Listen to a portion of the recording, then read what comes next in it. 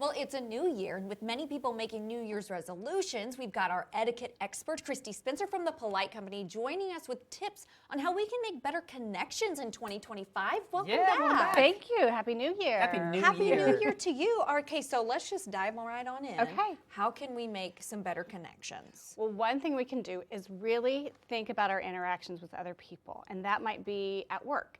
And of course, every good interaction starts off with somebody being on time. So we want to think about punctuality, but being on time doesn't always mean the same in every situation. So think about what it means to be on time for a meeting.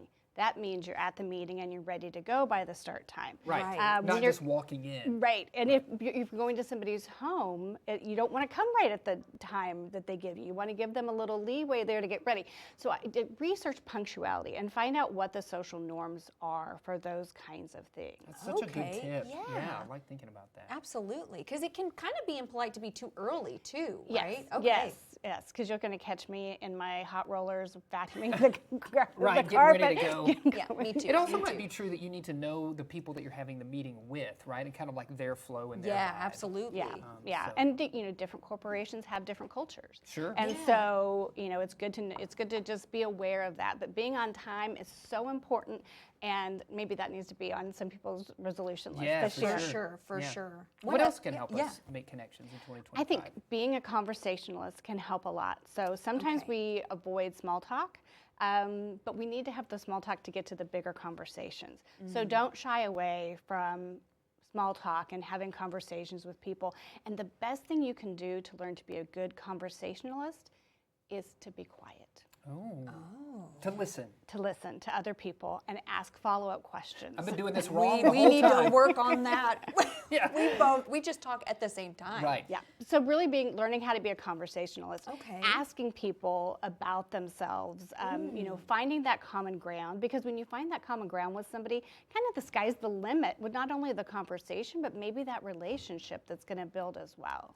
Yeah, and I think that that's so true. Like you can have that conversation, find that connection point, and then that might help you when you see that person in a different setting. Maybe you're not seeing them in a friendship setting. Maybe you're seeing them in a business context or whatever, but you can recall, oh my gosh, we both have dogs, or we both like to golf, or whatever the connection point is. I like that. So, and another tip is to really cultivate your self-awareness. Self-awareness is right up there with being on time, is one of the most important things it takes to have good manners. So look at how you impact a situation.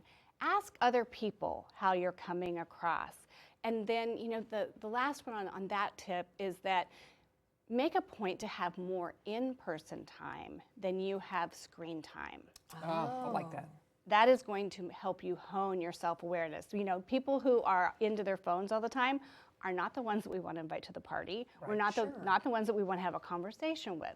So I think really prioritizing those in-person conversations is an important thing. That's a great way That is a good tip. sort of to look into 2025. Now, Mac, you had a question you started the show with today. Yes, it Should has. we pop it? Okay, so this is totally unrelated, but okay, so if you are throwing a birthday party for your child, right, and you don't want clutter and you don't want excess gifts, how is a way to maybe word that on an invitation that doesn't come across as maybe impolite and rude? So according to etiquette, the only thing you can say about gifts on an invitation is if there are no gifts, please. Ooh. So anything beyond that, it's really the giver's choice as to what they're going to give the child.